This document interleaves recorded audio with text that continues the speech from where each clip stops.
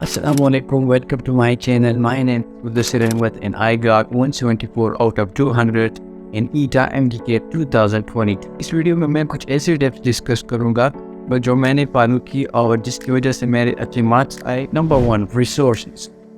मैंने Punjab text book को भी यूज़ किया था, KPK बुक को भी यूज़ किया था, लेकिन पहले जब ऐसा अंदाज़ा था कि PMC टेस्ट लेगा तो मैंने पंजाब बुक को माई फेवरेट बुक बनाया और सेकंड ईयर के लिए मोस्टली KPK को बनाया। मैंने सेकंड ईयर के लिए KPK को ज़्यादातर यूज़ किया था और फर्स्ट ईयर के लिए पंजाब टेक्स्ट बुक यूज़ किया था। लेकिन आपने ज़रूरी तौर पर एक अदर प्रोविंस की टेक्स्ट बुक को याद करना है। मसलन आप KPK से है तो आपने ज़रूर इसके साथ पंजाब टेक्स्ट बुक को देखना है, क्योंकि KPK के टेस्ट में पंजाब से भी और कुछ कॉन्सेप्ट ऐसे होते हैं जो आपकी दूसरी प्रोविंस की बुक से ज़्यादा क्लियर होते हैं। नाउ सब्जेक्ट वाइज और फिलिंग्स के लिए मैंने अपनी टेक्स्ट बुक को यूज़ किया था। इसमें तो इतना ख़ास कुछ नहीं होता है, इसमें फार्मूलाज और कॉन्सेप्ट वगैरह को याद करने होते। और बायोलॉजी के लिए मैंने फर्स्ट ईयर में फेडरल बायोलॉजी को याद किया था। यह है फेडरल की बायोलॉजी फर्स्ट ईयर,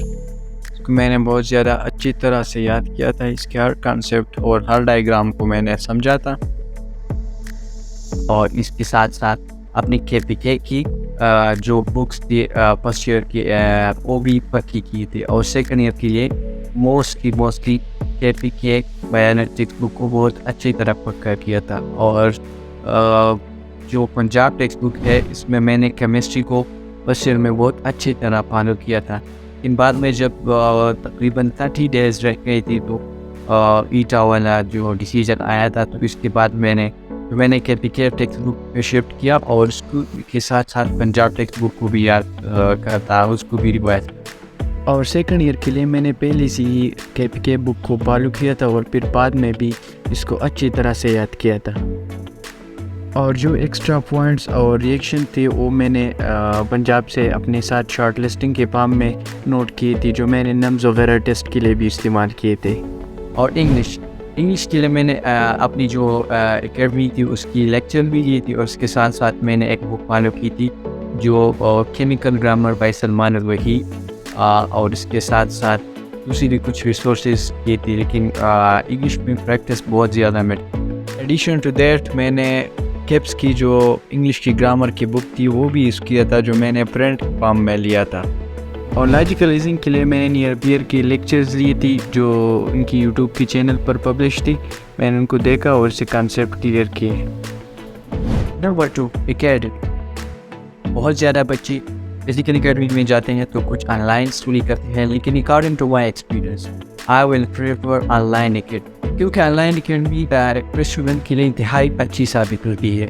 मसलन आई वॉज अ स्टूडेंट, तो मैंने क्या किया, मैंने एक ऑनलाइन प्लेटफॉर्म को ज्वाइन किया और इसके ज़रिए बहुत जल्दी से मैंने अपने कोर्स को कवर किया, ऑनलाइन प्रैक्टिस किया और बहुत ऐसी कॉन्सेप्ट थी जो मैं घर में समझ सकता था। उसके लिए क्या ज़रूरत थी कि मैं वहाँ पर फिजिकल एकेडमी के लिए जाऊँ, तो इसलिए आई विल प्रेफर ऑनलाइन एकेडमी और फिजिकल। नंबर 3, मैं बात करूँगा रिवीजन्स के बारे में कि रिवीजन कैसे करनी और कितनी बार करनी चाहिए। बाज़ लोग कहते हैं कि 7 बार करनी चाहिए, तो बाज़ लोग कहते हैं कि 2 बार, बाज़ लोग कहते हैं कि 10 बार करनी चाहिए। लेकिन मैं आपको बताता चलूँ, पहली दफ़ा जब आप रिवीजन करते हैं तो ऐसा होता है कि आप उस पॉइंट्स को कवर कर लेते हैं। दूसरी बात, जब आप करते हैं तो सही रिवीजन वो वाली होती है।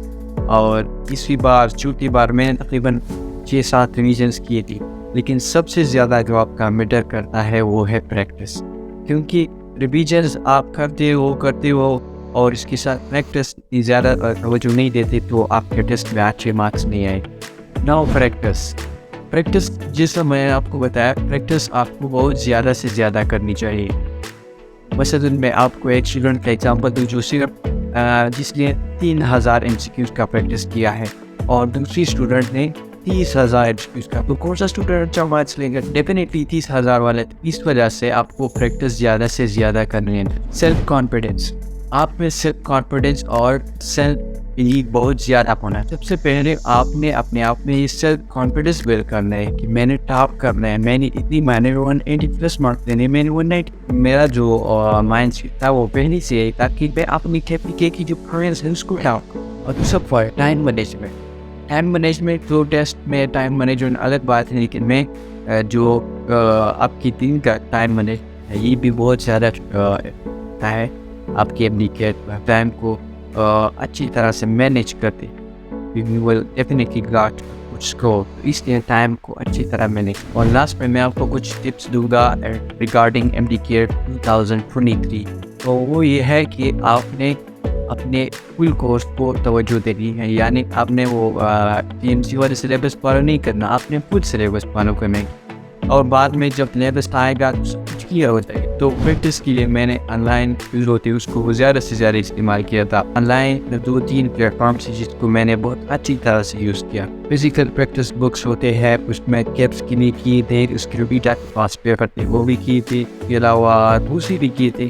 اور میرے چینل کو ساتھ ساتھ سبسکرائب کرے تاکہ میں MDCAT ریلیٹڈ اور بھی ویڈیوز بناؤں, اور FSC اسٹوڈنٹس کے لیے خاص طور پر میں ایگزام ریلیٹڈ. اگر ویڈیو میں کوئی پوائنٹس رہ گیا ہو تو بلو کمنٹ میں بتائیں کہ نیکسٹ ویڈیو کس چیز پر بنا.